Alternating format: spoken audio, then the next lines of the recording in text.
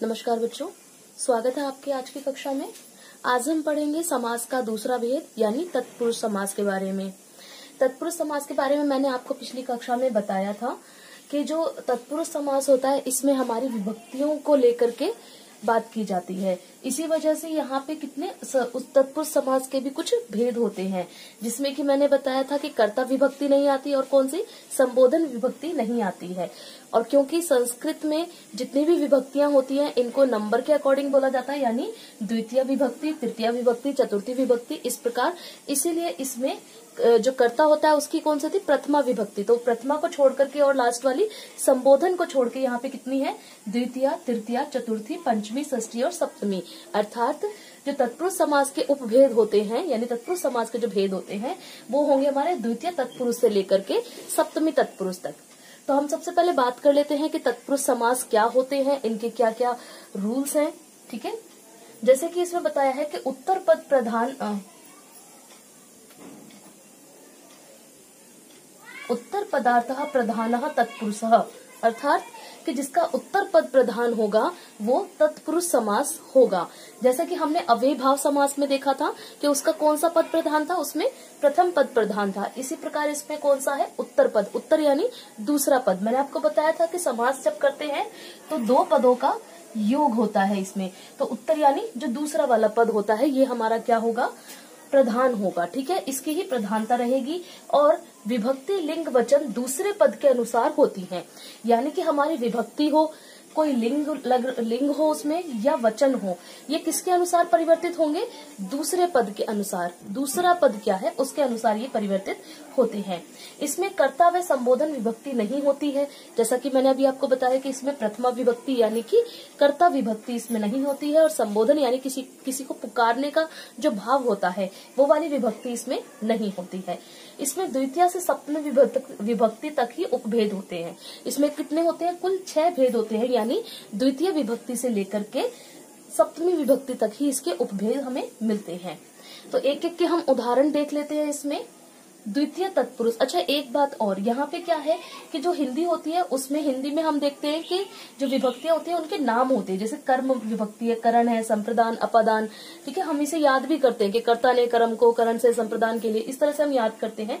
पर लेकिन संस्कृत में ये विभक्तियां क्या होती है, नंबर्स के अकॉर्डिंग होती है, प्रथमा, द्वितीय, तृतीय, चतुर्थी, इस प्रकार। ठीक है, इनके विभक्ति चिन्ह वही रहेंगे जो हमारे हिंदी में रहते हैं। एक और बात, हिंदी में जब हम बात करते हैं या वाक्य बनाते हैं तो उसमें जो विभक्ति होती है वो वाक्य के बीच में आती है और शब्दों से अलग होती है। वहीं जब हम संस्कृत की बात करें तो इसमें विभक्ति जो होती है वो शब्द के साथ ही जुड़ी हुई होती है। ठीक है, तो हमें शब्द के अनुसार देखना होता है कि यहाँ पे कौन सी विभक्ति लगी हुई है। ठीक है बच्चों, इतनी बात समझ में आई। आगे की देखते हैं हम। सबसे पहले द्वितीय तत्पुरुष समास, अर्थात यहाँ पे देखिए मैंने हिंदी में भी जो समास के नाम है वो लिखे हैं ताकि आपको आसानी रहे इसको समझने में। तो जब आप इसको संस्कृत में पढ़ेंगे तो आपको इस तरह से ये हिंदी वाले नाम आपको देखने को नहीं मिलेंगे। बस यहाँ पे मैंने इसीलिए लिखे हैं ताकि आपको आसानी हो इन्हें समझने में। तो द्वितीय तत्पुरुष समास अर्थात कर्म समास, जिसको हम कर्म विभक्ति जिसे हम कहते हैं, इसका विभक्ति चिन्ह क्या है, को। ठीक है, इसका विभक्ति चिन्ह है को। जैसे कि हम कहें शरण को प्राप्त। ठीक है, ये तो हो गया हमारा हिंदी में। अगर हम इसे संस्कृत में कहें तो क्या होगा, शरणम प्राप्तः। अम जो लग रहा है यहाँ पे, शरणम, अम जो आ रहा है लास्ट में साउंड, वो किसका है, द्वितीय विभक्ति का साउंड है। ठीक है, तो द्वितीय विभक्ति का साउंड होने की वजह से यहाँ पे शरणम प्राप्तः यानी शरण को प्राप्त, क्योंकि यहाँ पे शरणम अम में कौन सी विभक्ति आ गई, को विभक्ति आ गई, इसलिए क्या हो जाएगा, द्वितीय तत्पुरुष समास। ठीक है, अब हम देखते हैं अगले का तृतीय तत्पुरुष समास। इसका क्या है, करण विभक्ति है ये, और इसका विभक्ति चिन्ह क्या होता है, से या के द्वारा। ठीक है, जैसे ज्ञान से हीन, यहाँ पे क्या है, ज्ञानेन हीन, ज्ञानेन, एन जो इसमें आ रहा है, एन कौन सी विभक्ति का होता है, तृतीय विभक्ति का। ठीक है, इसमें अलग अलग वचन भी होते हैं। ठीक है, एक वचन, द्विवचन और बहुवचन। ठीक है, जैसे कि हमारी यहाँ पे जो विभक्तियां होती हैं वो एक ही रहती है हिंदी में, पर लेकिन संस्कृत में इनके 3 वचन होते हैं। मैंने पूरी एक वीडियो बनाई हुई है इसमें कि जो विभक्तियां होती है वो किस प्रकार देखी जाती है, तो वो आप उस वाली वीडियो में देख सकते हैं। यहाँ पे मैं जो भी ले रही हूँ वो अभी समास के अनुसार ले रही हूँ। ठीक है, बाकी आप उसमें देख सकते हैं कि द्विवचन में शब्द किस प्रकार बदल जाएगा, बहुवचन में किस प्रकार बदल जाएगा, क्योंकि हर एक बार इसमें शब्द बदलता रहता है। वहीं हम इसमें एक बात और है संस्कृत में कि हमारा जो मूल शब्द है वो कौन से स्वर पे खत्म हो रहा है, यानी अगर वो ए पे खत्म हो रहा है तो वो कौन से वाली विभक्तियों में हमें देखना होगा, अकारांत में। ठीक है, अगर वो आ पे खत्म हो रहा है तो हमें ढूंढना होगा आकारांत में। ठीक है, इसमें भी हमारे दो हो जाते हैं लिंग।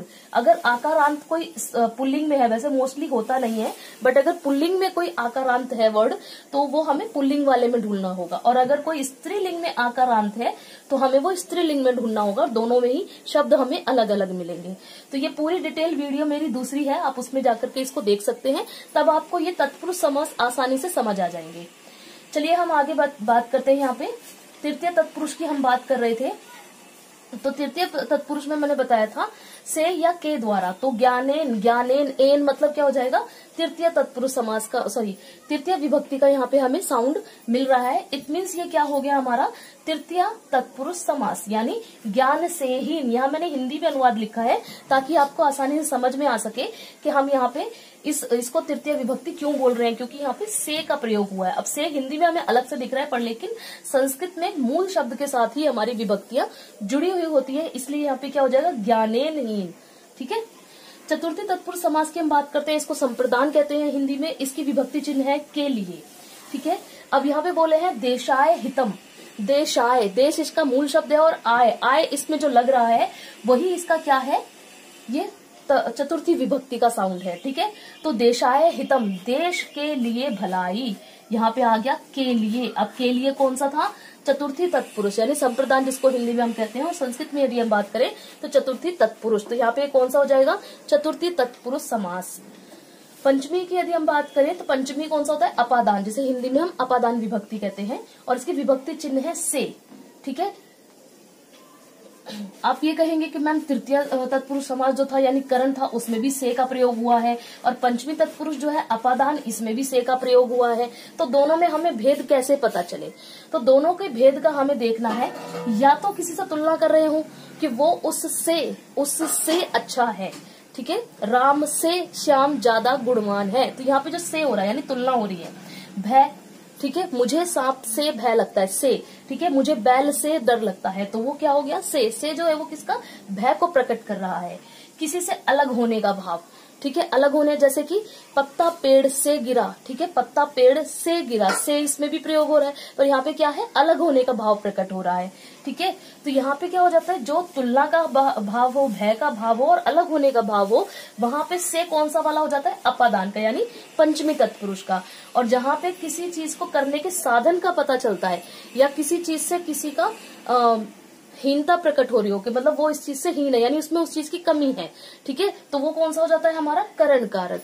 ठीक है, या किसी चीज का साधन पता चले, जैसे कि चाकू से सेब काटा गया, किससे काटा गया, चाकू से, तो यहाँ पे से कौन सा हो जाएगा हमारा, करण, यानी कार्य को करने का साधन क्या है, वो हमारा करण कारक में आ जाता है। ठीक है, तो अपादान का आपको पता चल गया होगा करण से किस प्रकार भिन्न है, और इसमें तुलना, भय व किसी से अलग होने का भाव प्रकट होता है। तो यहाँ पे अपादान की बात करें तो सर्पात भीतः, सर्पात, सर्प इसका मूल शब्द है, सर्प अर्थात सांप, और इसमें आत जो लगा हुआ है वो कौन सा है, वो है हमारा पंचमी तत्पुरुष समास, सॉरी पंचमी विभक्ति। ठीक है, तो पंचमी विभक्ति होने की वजह से सर्पात भीतः, इसमें क्या हो जाएगा, सांप से डरा हुआ। यहाँ पे अगेन यहाँ पे से आ रहा है, से इट मीन्स कौन सा, क्योंकि यहाँ भय प्रकट हो रहा है, इसलिए कौन सा हो जाएगा, पंचमी तत्पुरुष समास। ठीक है, अब हम षष्ठी की बात करें तो षष्ठी में क्या है, संबंध इसको बोलते हैं हम हिंदी में, और इसकी विभक्ति चिन्ह है का के की। ठीक है, अब का के की इसमें जो होएगा, अशोकस्य वृक्षः। ठीक है, अशोक, अशोक इसका मूल शब्द है, और इसमें प्रकट कौन सा साउंड हो रहा है, अस्य। ठीक है, अशोकस्य वृक्षः, कस्य, सॉरी अस्य का हो जाएगा इसमें का के की, तीनों में से कोई भी एक हो सकता है। तो वो हमें देखना होगा कि आगे हमें क्या चीज बताई गई है, उसके अनुसार हम यहाँ पे अपने लिंग को परिवर्तित करते हैं। ठीक है, तो उसी के अनुसार हम ये भी देखते हैं कि यहाँ पे का लगेगा, के लगेगा या की लगेगी। ठीक है, तो अशोकस्य वृक्ष, अशोक का वृक्ष। ठीक है, तो यहाँ पे वृक्ष है, तो वृक्ष के अनुसार यहाँ पे विभक्ति क्या लग जाएगी, का। ठीक है, तो अशोक का वृक्ष। जैसे कृष्णस्य मुरली, ठीक है। कृष्णस्य है मुरली, क्योंकि मुरली क्या है, स्त्रीलिंग शब्द है, तो इसमें क्या हो जाएगा हिंदी कि कृष्ण की मुरली, ठीक है। तो यहाँ पे हम का की जगह क्या प्रयोग करेंगे, की। तो कृष्णस्य है मुरली का क्या हो जाएगा इसमें, षष्ठी तत्पुरुष समास, ठीक है। इसी तरह यहाँ अशोकस्य षष्ठी तत्पुरुष समास हमारा प्रयोग हो रहा है। अब हम बात करते हैं सप्तमी की। तो सप्तमी तत्पुरुष समास में क्या है, अधिकरण, इसको हिंदी में बोलते हैं अधिकरण, ठीक है। और इसका जो विभक्ति चिन्ह है वो है में और पर, ठीक है। इसमें भी हमें दूसरे शब्द के अनुसार देखना पड़ता है, उत्तर पद के अनुसार देखना पड़ता है कि यहाँ पे में प्रयोग होगा या फिर पर प्रयोग होगा, ठीक है। तो धर्मे निपुणः, ठीक है। उदाहरण देखें तो क्या है, धर्मे निपुणः। अब धर्म इसका मूल शब्द है और इसकी अलग से साउंड कौन सा आ रहा है, ए इसमें क्या हो जाएगा, सप्तमी विभक्ति, ठीक है। इसलिए धर्मे निपुण अर्थात धर्म में निपुण। तो यहाँ पे क्योंकि धर्म में का प्रयोग हो रहा है, इसलिए यहाँ पे क्या हो जाएगा, सप्तमी तत्पुरुष समास, ठीक है।